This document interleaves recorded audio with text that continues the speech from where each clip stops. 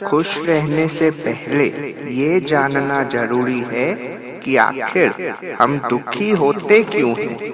हमारे जीवन 3 बिंदुओं के आसपास घूमता रहता है: परिवार, समाज और आर्थिक स्थिति। परिवार यानी कि वो लोग जो हमारे अपने हैं। समाज यानी कि वो लोग जिनके साथ हमारा संबंध तो नहीं, लेकिन फिर भी हमारा उनके साथ जुड़े रहना जरूरी है। आर्थिक स्थिति यानी कि वो वस्तुएं जिससे हम अपनी और अपने परिवार की जरूरतें और शौक दोनों पूरे कर सकते हैं। अब जब ये तीनों बिंदु ठीक से काम करती है, परिवार में प्यार और शांति, समाज में इज्जत और पैसे से शौक नहीं तो कम से कम जरूरतें पूरी होती हैं, तब हम सुख और खुशी का अनुभव करते हैं।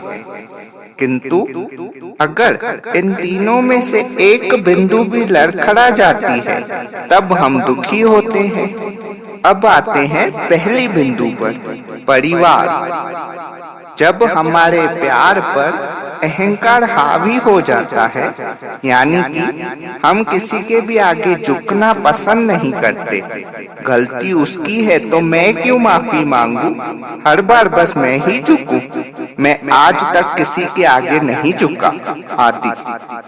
दोस्तों, ये जो मैं शब्द है, इस एक शब्द ने कईयों के घर उजाड़े हैं।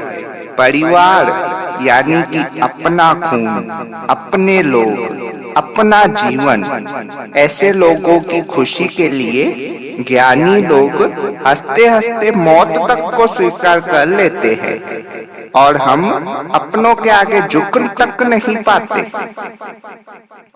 वैसे तो मुझे अंग्रेजों से कोई विशेष लगाव नहीं है, किंतु उनका एक शब्द मुझे बड़ा प्रिय है, लेट गो। बहुत ही सिंपल है दोस्तों, बस लेट गो करो और घर में हर वक्त अपने चेहरे पर हल्की सी मुस्कान बनाए रखो।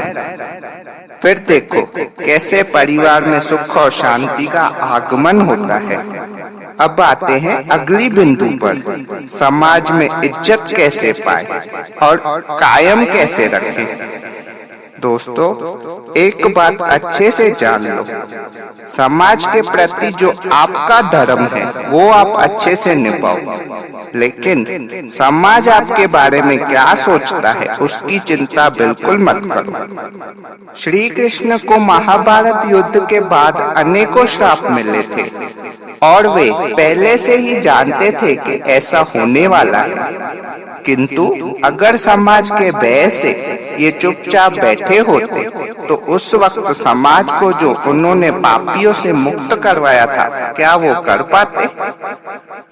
आप भी अपनी समझ और शक्ति अनुसार समाज के प्रति अपना कर्तव्य निभाओ। उसका नतीजा क्या होगा, लोग क्या सोचेंगे, लोग हंसेंगे या बेइज्जती करेंगे, उसकी फिक्र बिल्कुल मत करो। आखिरी बिंदु पर आते हैं, आर्थिक स्थिति। दोस्तों, क्या जरूरतें हैं हमारी? रोटी, कपड़ा, मकान, बस यही। अब किसी 16 साल के बच्चे को अकेला छोड़ दो, उसे सिर्फ 2 चीजों का संस्कार दो: ईमानदारी और बुरी आदतों से दूर रहना। तब वो अपने जीवन में ये तीनों चीजें तो प्राप्त करेगा ही करेगा। आर्थिक स्थिति बिगड़ती तब है जब इन तीनों जरूरतों में हम अपनी महत्वाकांक्षाएं जरूरत समझकर जोड़ते जाते हैं। गहने, गाड़ियां, आलीशान घर, विदेशों में घूमना, ये सब माया है, दलदल है माया। एक बार गिरे तो बस धंसते ही चले जाएंगे। अंत में मैं यही कहूंगा, समाज के मोह को त्यागो, देख दिखावे के माया से दूर रहो, और परिवार में अपने अहंकार के ऊपर अपनी ममता को जगा दो। आपको सिर्फ खुशी ही नहीं मिलेगी, बल्कि आप खुशी और दुख के बंधन से ही मुक्त हो जाओगे। आपको सुकून का जीवन, शांति से मुक्ति और परमात्मा की अनुभूति प्राप्त होगी। जय श्री कृष्ण।